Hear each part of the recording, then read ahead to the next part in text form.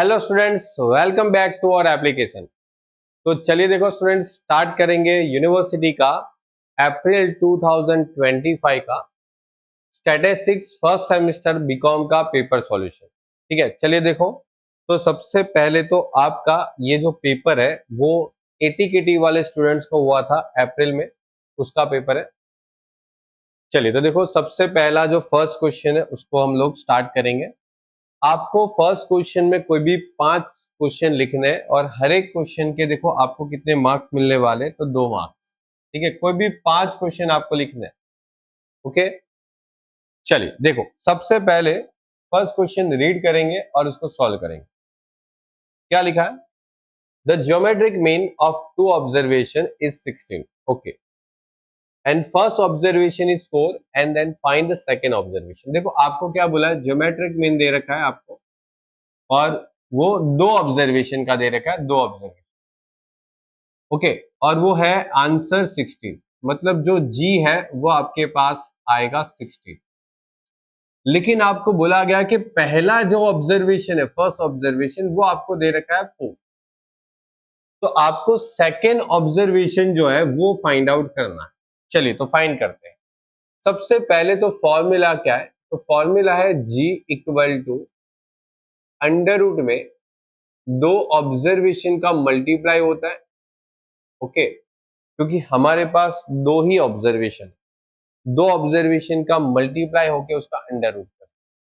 तो देखो हमारे पास जो जी है वो है 16 और एक ऑब्जर्वेशन क्वेश्चन में आपको दे रखा है जो कि है 4 और दूसरा ऑब्जर्वेशन नहीं दे रखा, तो उसको हम लोग लिख लेंगे x करके लिख लो, या तो a करके लिख लो, या तो b करके लिख दो, कुछ भी लिख लो।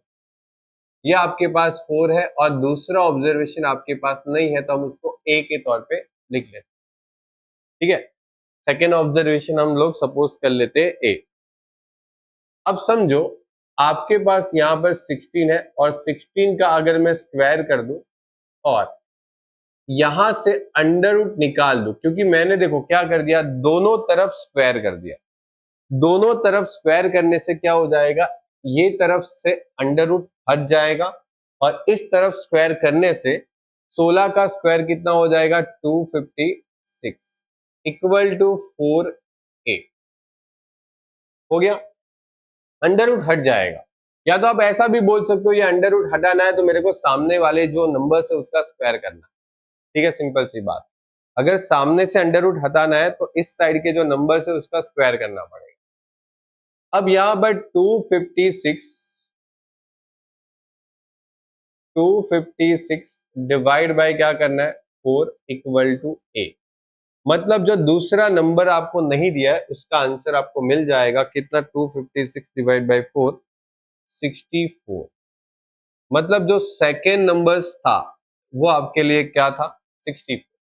मतलब जो 2 ऑब्जर्वेशन की बात बोली थी, एक ऑब्जर्वेशन 4 है, दूसरा ऑब्जर्वेशन क्या होगा, 16, अरे सॉरी 64। ठीक है, मतलब first observation x1 is 4, second observation x2 is 64। ये 2 ऑब्जर्वेशन मिल गए और इस 2 ऑब्जर्वेशन का जो ज्योमेट्रिक मीन अगर आप निकालोगे तो ये आपका 16 आ जाएगा। चलिए तो पहला क्वेश्चन हो गया। दूसरा question, the mean of the series. Okay, आपके पास यहां पर मीन दे रखा है। If each observation is divided by 4, मतलब आपको बोला गया कि आप हर एक ऑब्जर्वेशन को 4 से डिवाइड करो, डिवाइड बाय 4। मतलब आपके पास जितने भी ऑब्जर्वेशन है उन सबको 4 से डिवाइड करो। देन 2 इज एडेड, मतलब उसके बाद आप उसमें 2 ऐड कर दो। तो आपको क्या पूछा गया, फाइंड आउट करो नया मीन क्या होगा। ओके, चलिए फाइंड करते हैं।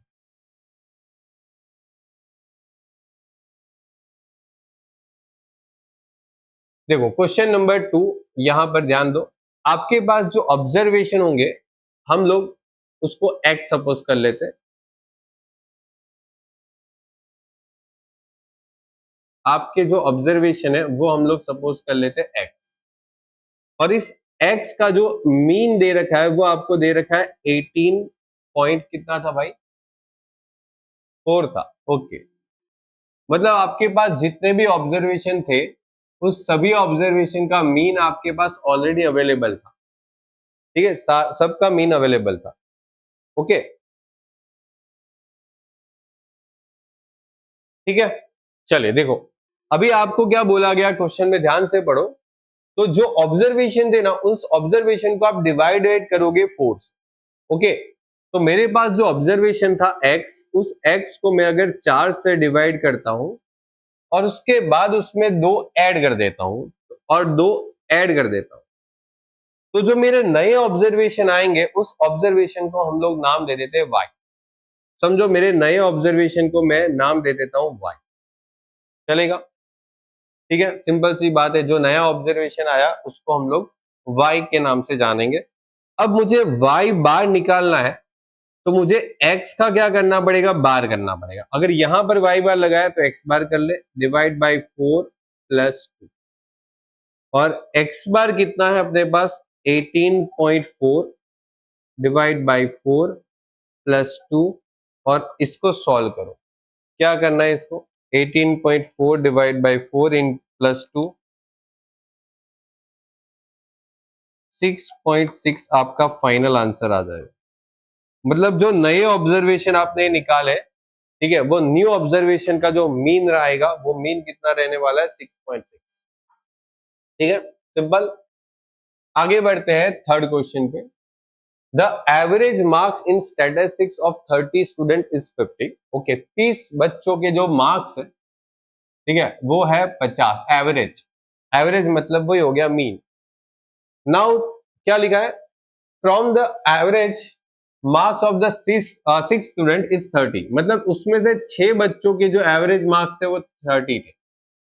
तो find the marks of the remaining student. Remaining student मतलब कितने हो गए, 30 में से 6 बच्चे के मार्क्स आपको दे रखे हैं एवरेज, तो बचे हुए बच्चे कितने हो गए, 24। ठीक है, बचे हुए बच्चे कितने हो गए, 24। रिमेनिंग कितने स्टूडेंट्स बचे, 24। बिकॉज 30 में से 6 का आंसर आपको दे रखा है कि एवरेज 30 आएगा, तो बाकी 24 बच्चे उसका एवरेज कितना आएगा वो आपको पूछा। तो चलिए स्टार्ट करेंगे क्वेश्चन सॉल्व करने का। देखो, थर्ड क्वेश्चन, देखो आपको कितने स्टूडेंट्स दे रखे थे, n बराबर 30, और इस 30 बच्चों के जो एवरेज मार्क्स थे ना वो आपको दे रखे थे 50। ये आपका कंबाइन मीन हो गया, मतलब पूरे 30 बच्चों का जो मार्क्स था वो आपको दे रखा है। और ये 30 में से जो पहले 6 बच्चे थे, उस 6 बच्चों का जो एवरेज था वो आपको दे रखा है 30। ये क्वेश्चन में दे रखा है, ये क्वेश्चन में आपको दे रखा है। ठीक है, देखो कि 6 बच्चों के एवरेज मार्क्स 30 है, तो बाकी बचे 24 बच्चों के एवरेज मार्क्स आपको ढूंढने हैं। तो बाकी बच्चे जो कितने बचे, 24। कैसे, तो 30 में से 6 चले गए उसको, और ये मार्क्स एवरेज कितने आने वाले। तो देखो सिंपल सी बात है, x बार c का formula n1 x bar 1 plus n2 x bar 2 divide by n1 plus n2। Clear? अभी इसमें फॉर्मूला में सब रखो, ये 50 आ गया। उसके बाद n कितना है, तो n है 6 और इधर है 30, तो 6 इंटू 30 प्लस 24 है, तो 24 इंटू एक्स बार 2 डिवाइड बाई 30 लिखो, या फिर 6 प्लस 24 लिखो, एक ही बात है। टोटल वापस 30 होगा।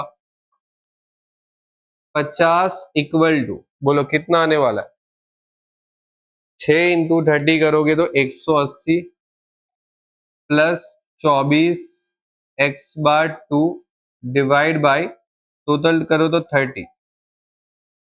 क्या ये 30 को मैं सामने ले जाऊं तो मल्टीप्लाई हो सकता है, यस सर। 30 इंटू 50 कितना लिखूं, 150, नहीं sorry 1500। Okay, 1500 equal to 180 plus 24 x बार 2। बोलो कंप्लीट। अब इसको आगे सॉल्व करें तो कैसे करोगे, ये 180 सामने लेके जाए तो 1500 में से 180 क्या हो जाएगा, माइनस 1500 में से 180 माइनस 1320, और ये 24 जो मल्टीप्लाई में है सामने ले जाओ तो 24 क्या हो जाएगा, डिवाइड में। ठीक है, 24 क्या हो जाएगा, डिवाइड में। तो ये फाइनल आंसर इज 55, और ये आपका आंसर आ गया x/2 का। हो गया, मतलब जो बाकी बचे, जो 24 बच्चे थे, उनके जो एवरेज मार्क्स होंगे वो 55 होंगे। ठीक है, चलिए, तो ये हो गया काम फिनिश आपका। नेक्स्ट क्वेश्चन नंबर 4 क्या है, पढ़ो।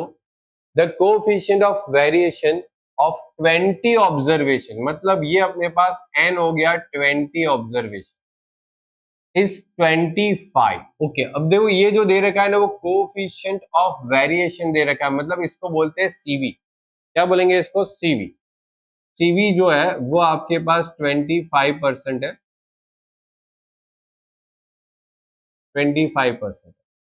If their mean is a 16 then find a standard deviation. देखो आपको क्या पूछा गया, मीन जो है वो आपको दे रखा है 16, आपको स्टैंडर्ड डेविएशन फाइंड करना है। मतलब देखो चौथे क्वेश्चन में आपको क्या फाइंड करना है, पहले तो आपको n बराबर 20 दे रखा है, आपको cv बराबर 25 दे रखा है, और उसके बाद आपको x बार की वैल्यू क्वेश्चन में दे रखी है 16।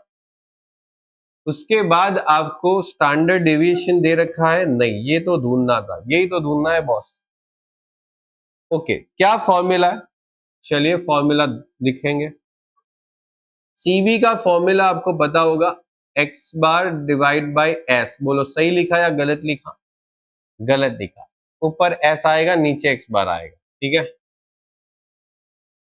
S divide by x bar into 100, क्या आने वाला है, सीवी 25 इक्वल टू एस नहीं दिया है, एक्स बार दिया है 16 इंटू 100।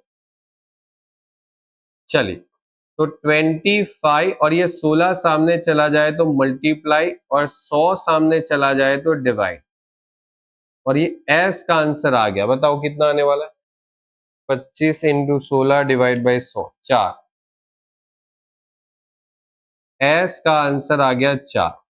बस यही तो ढूंढना था, और क्या करना। चलिए बताइए और क्या है क्वेश्चन में। पांचवा question, in a frequency distribution a coefficient of quartile deviation. देखो कोएफिशिएंट ऑफ क्वार्टाइल डेविएशन बोला है, ठीक है, वो 65 है, और फर्स्ट क्वार्टाइल का मतलब क्या हो जाएगा, Q1 28 है, और आपको बोला गया थर्ड क्वार्टाइल फाइंड करके बताओ, मतलब Q3 फाइंड करना है। ओके, Q3 फाइंड करना है, चलिए कर लेंगे, कोई प्रॉब्लम नहीं, अपने को सब आता है। चलो, क्वार्टाइल डेविएशन मतलब मैं इधर लिखूं कोएफिशिएंट ऑफ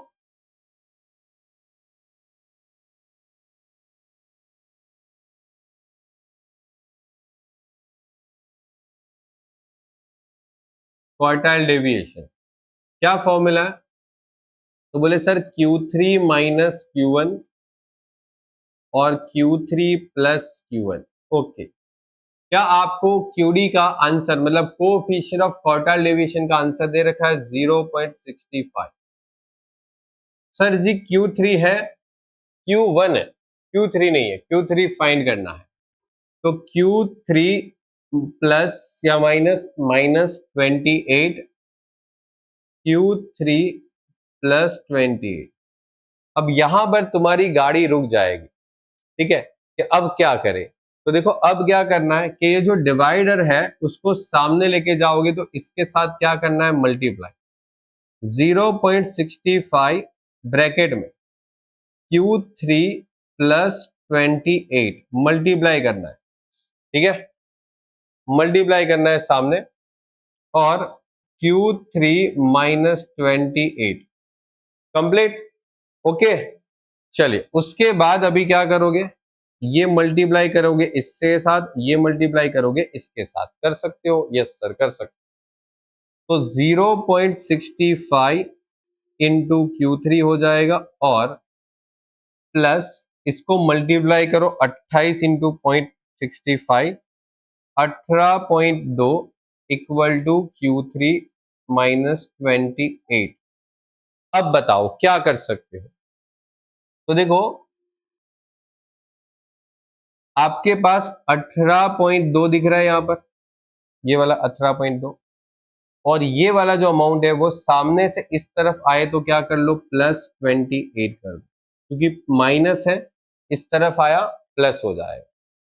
और Q3 जो इस तरफ आपको जो दिख रहा है ये वाला, उसमें से ये वाला Q3 सामने चला जाए तो क्या हो जाएगा, माइनस 0.65 Q, और इसको टोटल करो 18.2 प्लस 28, 46.2। ओके, कितना आया, 46.2। और एक खास बात ध्यान रखना, ये Q3 है, मतलब उसके आगे एक है, 1 माना जाएगा। 1 माइनस 0.65 करना, 1 माइनस 0.65, 1 माइनस 0.65, तो आंसर इज 0.35 Q3।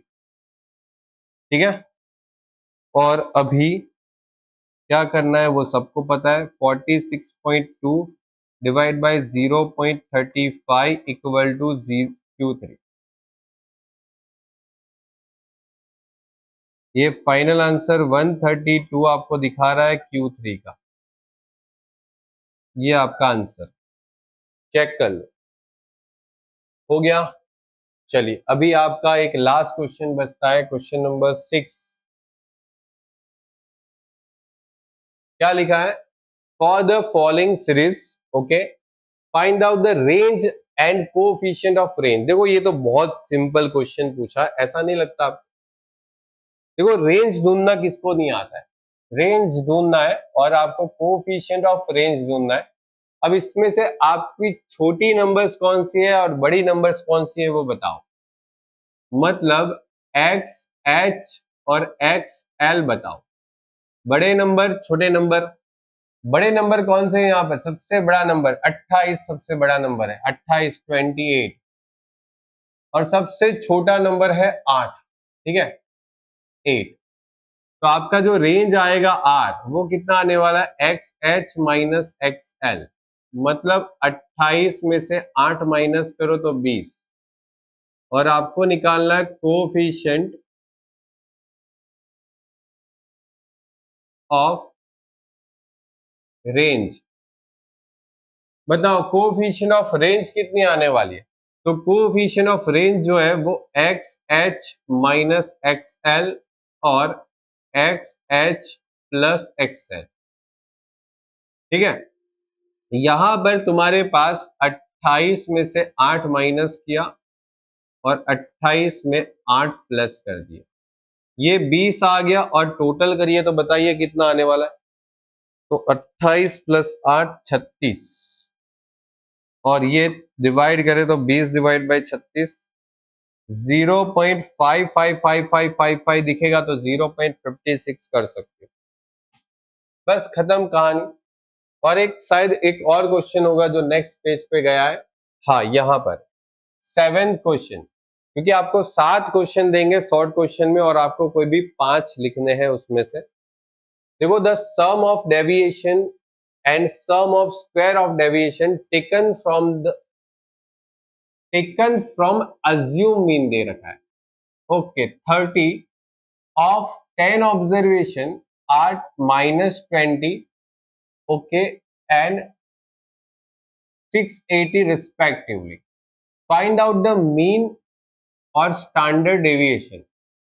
देखो क्वेश्चन में जो पूछा है, जो क्वेश्चन में जो दिया है उसको ध्यान से पढ़ो एक बार, थोड़ा सा टफ है। देखो 7 क्वेश्चन में से एक क्वेश्चन तो ऐसा रहेगा ही, एक या दो क्वेश्चन तो ऐसा रहेगा ही जो शायद थोड़ा टफ होगा, लेकिन हम उसको इजी बनाएंगे, कोई प्रॉब्लम नहीं है। द सम ऑफ डेविएशन, देखो डेविएशन का मतलब क्या हो जाता है, जो आप x माइनस एक्स बार करते हो ना वो डेविएशन होता है। डेविएशन फ्रॉम मीन मतलब x minus x bar, deviation from assume mean मतलब x माइनस ए, ठीक है, समझो यहां पर आ जाओ। जैसे आप x माइनस एक्स बार करते हो ना ऐसा, इसको बोलते हैं डेविएशन फ्रॉम मीन, ये x माइनस ए करते हो ना, तो इसको बोलते हैं डेविएशन फ्रॉम अज्यूम मीन। फिर इसका आप टोटल करोगे कि नहीं करोगे? यस सर करेंगे, तो उसको बोलेंगे sum of deviation from mean and sum of deviation from assumed mean. बात आई समझ में? तो बस यही सब चीज समझनी है। लिखा ही है देखो, sum of deviation and sum of square of deviation taken from the assumed mean. Assumed mean आपके पास कितना है? 7 नंबर पे जो अज्यूम मीन है वो आपके पास कितना है? 30 है। और n इज कितना? 10 ऑब्जर्वेशन। और यहां पर बोला ही है कि ये जो आपको दे रखा है ना, वो सम ऑफ ऑब्जर्वेशन जो है and sum of square of observation. और ये ऑब्जर्वेशन का जो डेविएशन है वो किसके पास, किसके थ्रू लिया है? x माइनस ए से लिया है। और सिग्मा x माइनस ए का स्क्वायर, ये देखो लिखा है सम ऑफ स्क्वायर। एक 20 है, एक 680 है, माइनस 20 है और एक 680 है। ठीक है, और आपको मीन फाइंड करना है। तो देखो ये जो बात है ना, उसको हम लोग सिग्मा डी बोल सकते हैं और इसको सिग्मा डी का स्क्वायर बोल सकते हैं। बोल सकते हैं कि नहीं बोल सकते? बिल्कुल बोल सकते हैं, बिकॉज आप जो एज्यूम मीन से जो डेविएशन लेते हो ना, उसी को हम लोग डी बोलते हैं। और एक्स बार का फॉर्मूला क्या है? बोले sir a plus sigma d divide by n. और assumed mean is 30 plus d कितना है? बताओ डी कितना है? D is minus 20 divide by 10। तो 30 plus minus minus 20 divide by 10 2, answer is 28। हो गया। अभी एस निकालना। एस निकालने के लिए क्या यूज करेंगे? Sigma D square divide by N minus sigma D upon N whole square. होता है ना ये सोल्व। चलो बताओ, ये कितना है? 680। 680 डिवाइड बाई 10 माइनस, बताओ और क्या है? माइनस 20। माइनस 20 डिवाइड बाई 10 का होल स्क्वायर। 68 माइनस, बताओ क्या होने वाला है? देखो ये डिवाइड करोगे तो -2 का स्क्वायर करोगे तो 4 आने वाला है। और 68 में से 4 माइनस करो और उसको अंडर रूट करो, ये 8 आएगा। बस हो गया, यही तो ढूंढना था। कंप्लीट। तो देखो जितने भी क्वेश्चन हम लोगों ने किए, ये सब आपके सामने है। और देख लो, यहाँ पर हम लोगों ने फर्स्ट क्वेश्चन किया पहले, ठीक है, फिर उसके बाद ये सेकंड क्वेश्चन, उसके बाद ये थर्ड क्वेश्चन है, ओके, फिर ये फोर्थ क्वेश्चन, ये 5 क्वेश्चन, ये 6 क्वेश्चन और फिर ये 7th क्वेश्चन। ओके, तो देखो अगर आप लोग को समझ में आता है तो आप चैनल को सब्सक्राइब कीजिए और अपने फ्रेंड सर्कल में भी वीडियो को शेयर कीजिए। और जो स्टूडेंट्स हमारी एप्लीकेशन पे पढ़ रहे हैं, उनको भी एक रिक्वेस्ट है कि आप अपने फ्रेंड सर्कल के बीच में डिस्कशन जरूर कीजिए कि हम लोग यहाँ पर किस तरीके से स्टडी कर रहे हैं। आपको सारे साल के पेपर सॉल्यूशन सब कुछ करवाया जाता है और हमारे जितने भी पास ईयर के स्टूडेंट हैं उनके बहुत अच्छे मार्क्स आते हैं। बस आप पढ़ते रहिए। मिलते हैं नेक्स्ट लेक्चर में। गुड बाय और टेक केयर।